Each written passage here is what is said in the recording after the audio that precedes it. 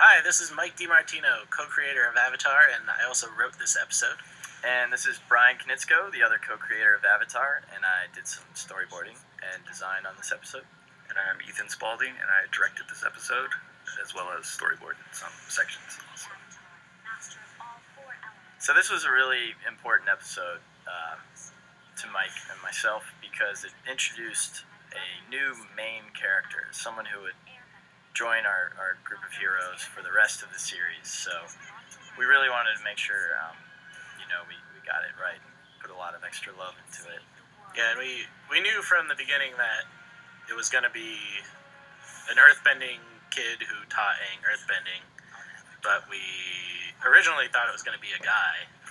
And the name Toph was there from the beginning, but for a long time we thought it was going to be another boy. But, in developing it, and I think Aaron Ehas, our head writer, had a great idea to, what if we made it a girl? And we talked about it and thought about all the options and really thought character-wise it was going to be best to make her a girl, and she's really added a great dynamic to the group.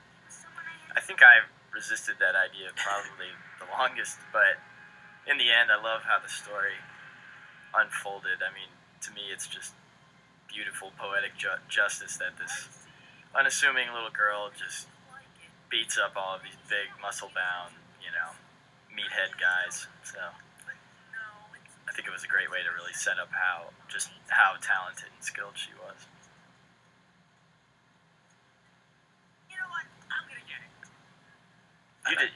You boarded this section, right, Ethan? Yeah, the beginning. I like this seedy dude just like hustling the kids. Some flyers. Yeah. Look, there's a coupon on the bag. The first lesson is free. Who knows? This Master Yu could be the earthbending teacher you've been looking I think this town came out really great.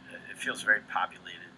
It's pretty hard to do on TV. I love Aang's earthbending outfit here too. I figure this is like when you go to the strip mall martial arts schools and you have to buy the really expensive outfit just for your first class. Well, that was the idea, is that the Master Yu here is just like, he's all about the money. He knows earthbending, but he's not maybe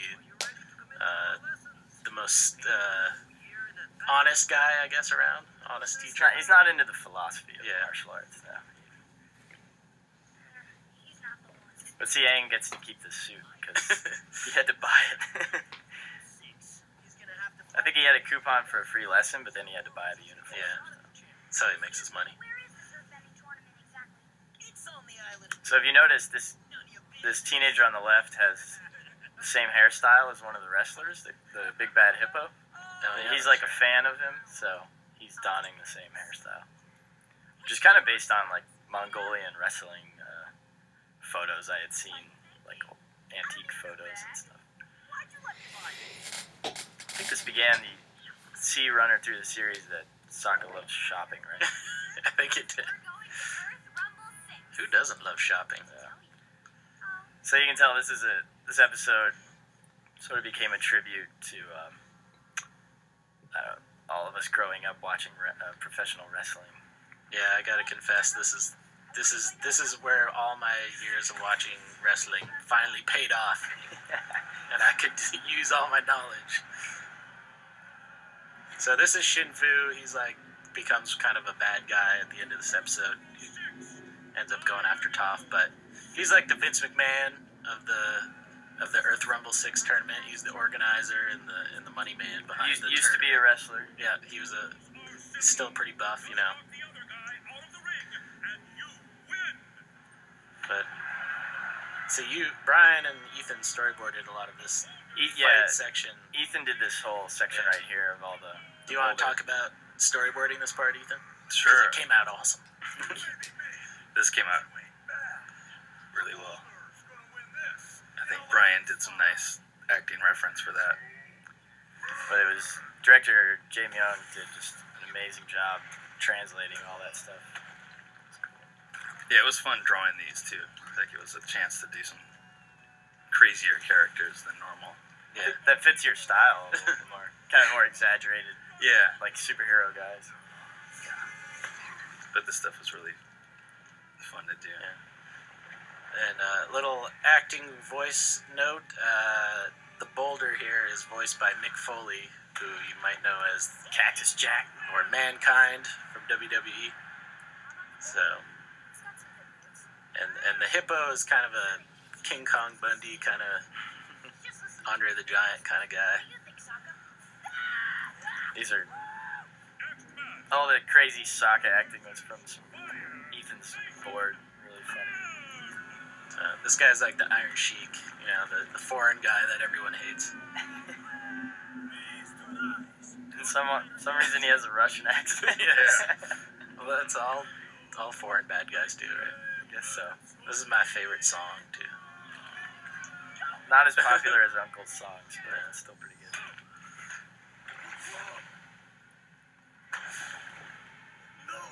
This is like jumping off the turnbuckles. Yeah. But in the Earth Rumble, it's like 50 feet up.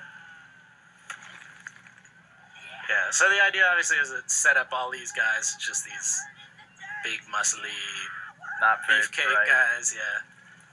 There's our Zamboni reference right there with the Badger Mole. He's like smoothing out the ring in between matches. So that's the Gopher. He goes underground. It's a gecko. He sticks to rocks. He's like Rey Mysterio, kind of. Yeah.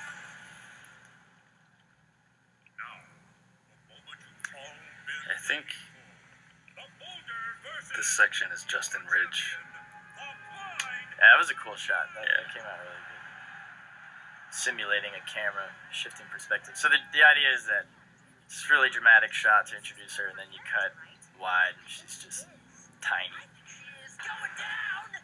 I like how excited Sokka gets about all the Yeah. wrestling.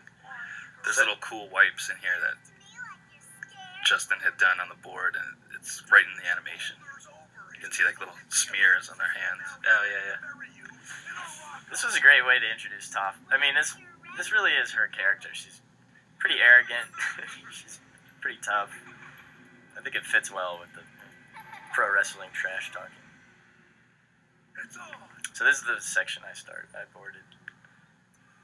I just really wanted to show this unique way that she sees, sort of like sonar.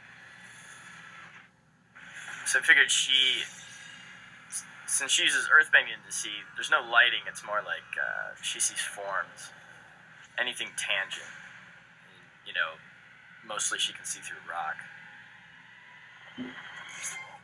Yeah, so pretty much this fight only took about 4 seconds or something, but in slow motion you see how she kind of put it all together and realized where he was going to step and everything. Yeah, that's awesome. That was fun. Really good time. How did she do that? She waited and listened. So Aang knows this is going to be his teacher because of something Boomy told him in Return to Amashu, which Ethan also directed, I believe. That's right. No one dares to face her. I will. Another concept was that this town you see in the beginning, it's pretty fancy, it's kind of nice. And I think we used to have some dialogue where they were denying that there was an earth-bending tournament going on. But then they basically have this like guilty pleasure where they all go to this underground fighting match. Yeah. Don't boo at him. So the idea here is Toph's never fought an airbender before, so Aang's so light on his feet Somebody's a little light on his feet. that if somebody goes to hit him or push him or something, he'll just ride that wave. He won't fight back. He'll kind of, it's like trying to punch a feather. He just floats away. Yeah, we got a great actress to play Toph. She's a 13-year-old girl named Jessie Flower, who also she first did a voice for us on The Fortune Teller. She played Mang, who was Aang's little love interest. We loved her so much. Yeah. She was great in that. She's got such a cute voice, and it's just hilarious to hear trash talk come out of like a little cute girl's mouth. So I love that Sokka hugs Shinfu.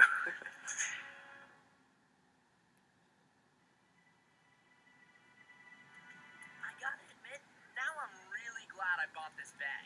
It matches yeah, the belt. this is accessorizing Sokka. We're looking forward to that action figure coming out soon with his bag and belt.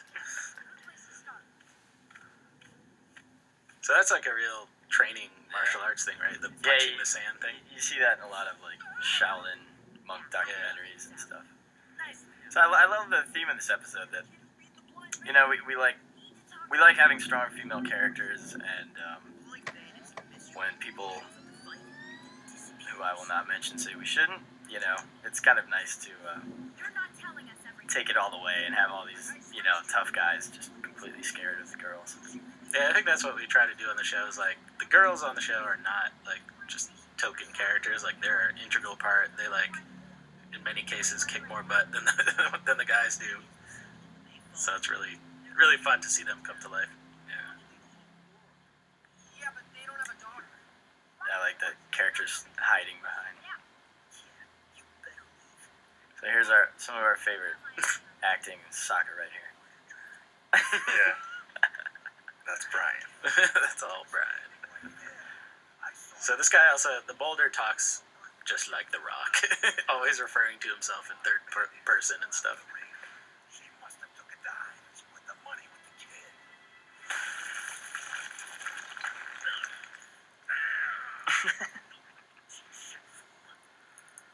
Nice expression. So this is Toph's house. There's that vision that Aang saw. Yeah, that's the flying boar that Aang saw in the swamp with Toph. So the idea is that, as far as Toph's parents know, she's never left this state, right? I mean, Yeah, she's been very protected and he coddled and everything. Yeah, and they don't even tell anyone that they have a daughter, which is pretty sad. Twinkle toes, it's not manly. You're the one who's I really like these Toph drawings coming up. Well, the crazy king told me I His had profile is really nice. And then I had a vision in a magic swamp. And what Aang is trying I love that those drawings are her. Fantastic. He doesn't master Earth. Yeah, this whole section. He'll be able to defeat the fire. I'm really happy with the way her irises and pupils came out. We knew we wanted. It's kind of tough in animation. Like, how do you make someone seem blind? So we try not to have her blink much. She doesn't move her irises around very much, and we did that kind of cloudy color treatment. I really like the way it came out. Yeah, I think the way we set her up in the first act, by being able to see so well, it's kind of like she sees almost better than normal people. So she's not going to be stumbling around much as long as she's on Earth and touching Earth. She can like totally see where she's going, and She could see people behind walls. Yeah. As long as they're touching the ground. so now we find out that Toph's basically been. We know she's an awesome Earthbender, but her parents have no idea. Like they just think she's taking these lessons and doing basic forms and stuff. I think I really like the way this house turned out. Elsa Garza, the designers did a great job. This is really elegant Chinese interior. Yeah, it feels like a rich person's house. Avatar Aang. Which after the kids have been camping around and stuff for so long, it's nice to see. I think Angie Miller did a great job on Poppy. Is that Toph's mom's name? That's the mom, yeah. On her giant hair. I love it. This huge pile of hair with giant flowers on it. I'm always amazed too. Aldina Diaz, our prop designer, always designs like all these meals and stuff for everyone to eat, like all these different foods and everything. And if you see the designs, it looks like a delicious meal. I'd like to. Yeah, There's some ribs right there on the side, I think. That's pretty good. Yeah. Looks like Jello there. Some lobster. Sure he's better than you think she is. I love that timing. It's good.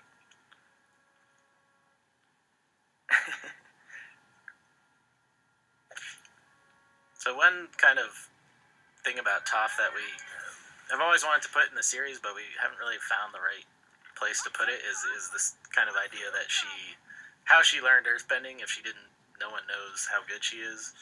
And the idea is that she learned from the badger moles, who maybe live out in the cave somewhere by her house. Yeah, that she wandered out when she was 5 years old.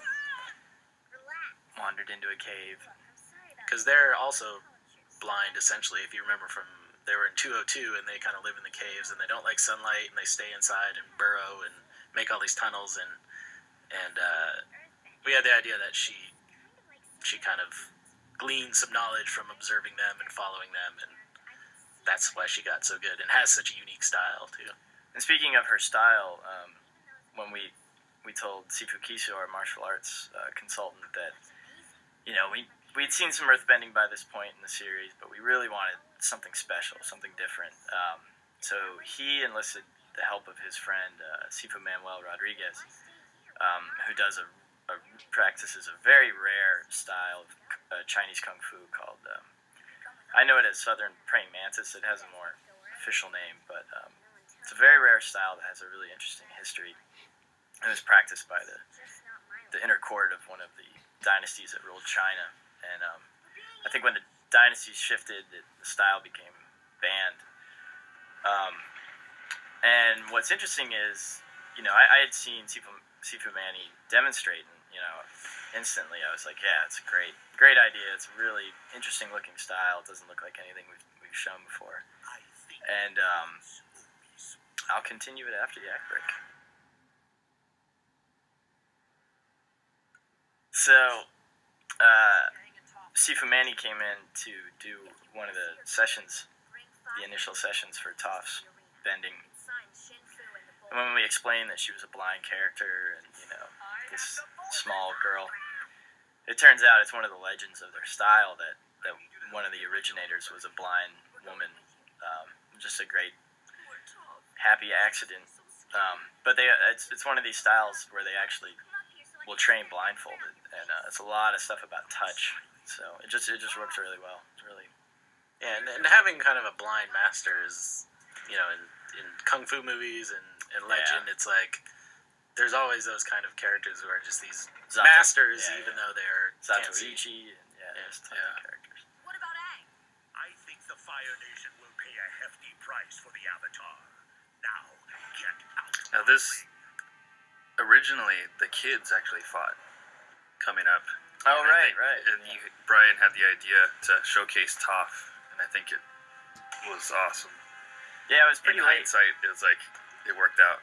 It was a lot of work, a lot of extra work. But yeah, we were pretty far into the boarding, and I just said, you know what, this is Toph's episode.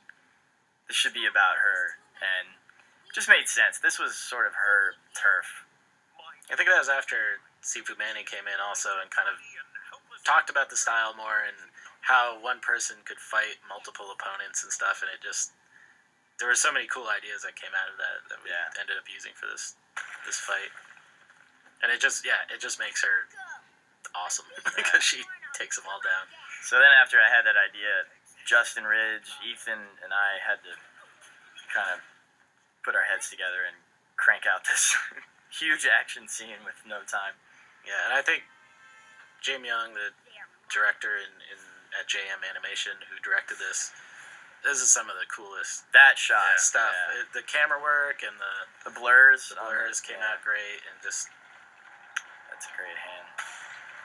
Yeah, and isn't that shot kind of about like Sifu Manny would show us this stuff where he was actually like stretching out his extend his joints. Yeah, his joints, which is pretty much impossible to show in our animation. But so the idea here is obviously, since she doesn't need her eyes to see, she kicks up all this dust so she can pick these guys off one by one. I love this slow motion stuff. Yeah. So you see that she can sense his aim by the way he lined up his feet.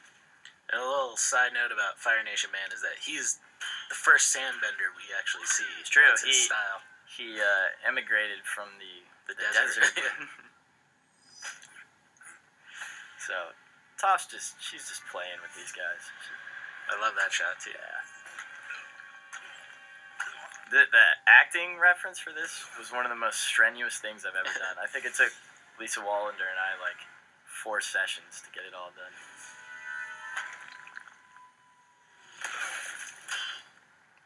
I think that idea of all of them landing on top of each other was just economical. Yeah. We just kept reusing the same shot. Yeah. There's nothing funnier than dudes falling on top of each Yeah. other. I like that. You think he's gonna do a move, and he's just flexing. This is also the first time that Toph's dad has ever seen her do anything like this, so he's like freaking out. Yeah, really happy with the way that action came out. And it's just great. I mean, these guys are just expending all this energy trying to show how tough they are, and she's just very reserved, only uses as much energy as she needs. And then, I love this,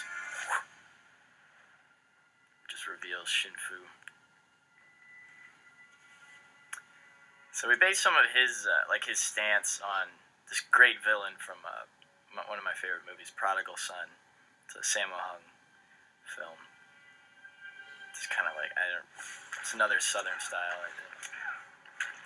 Great kicks by Sifu Kisu there. Yeah, that looks just like Kisu. With some long hair. Yeah, the slow motion's great. This is cool. This came from an idea Sifu Manny told us about. This, like, Korean soldier technique where as they would fall, they would grab a rock and throw it. Sort of a deceptive technique. And they're just like, can't believe. Sokka's come around. Now he's a fan. He's given up on the boulder. So now we have the big emotional finale, and we kind of want to set up like, maybe her dad's seen her do all this awesome stuff. How can you deny that she is awesome? Yeah. Yet he's such a jerk that he does. I mean, you get the idea. Her parents love her, but just a little narrow-minded, and they're scared. You know, they're scared to give her any freedom. So you just see how sad that is. Even though she's got this tough exterior, she's never known anyone her age. You know, never had anyone to talk to.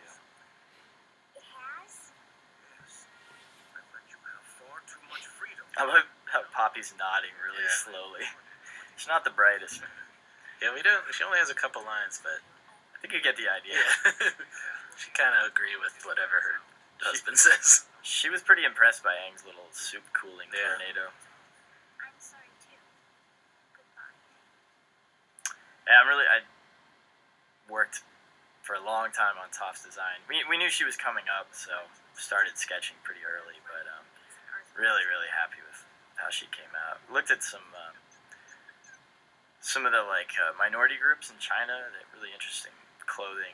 Some stuff that almost looks European too, and that's where we got the idea for the headband with the little pom-poms. He said I was free to travel the world. And it's pretty obvious. We gave her a kind of an Earth Kingdom color scheme, so that each of the kids has their own color scheme and different silhouette. I want to show you something. Okay. So you can see she's I'll take the belt back. always a competitor. And she added a good additional dynamic to the group because she's got a lot of kind of sarcasm and sass too to contrast with Sokka. And She's kind of the way we originally thought Sokka would be. A little more, a little more deadpan, a little more reserved, but yeah, it balances out nicely. And then we wanted to set up some new villains that were going to be on their trail, but for a slightly different reason this time, which was Money. So they're like the odd couple of the Earth Kingdom. You'll notice Toph's always hanging on to someone or the saddle very, tightly, because she can't really see when she's up on Appa, so it's pretty scary for her to be up there. Any parting words, Ethan? This was really fun to work on, I guess. I enjoyed it. That's all. Everyone did a great job. The storyboard crew was amazing, and I think it just came together really well. Oh, we should mention that you and Justin did those little still illustrations. That's right. Yeah.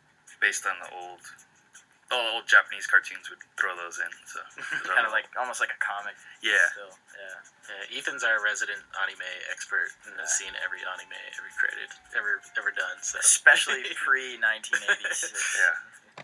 Thanks, guys.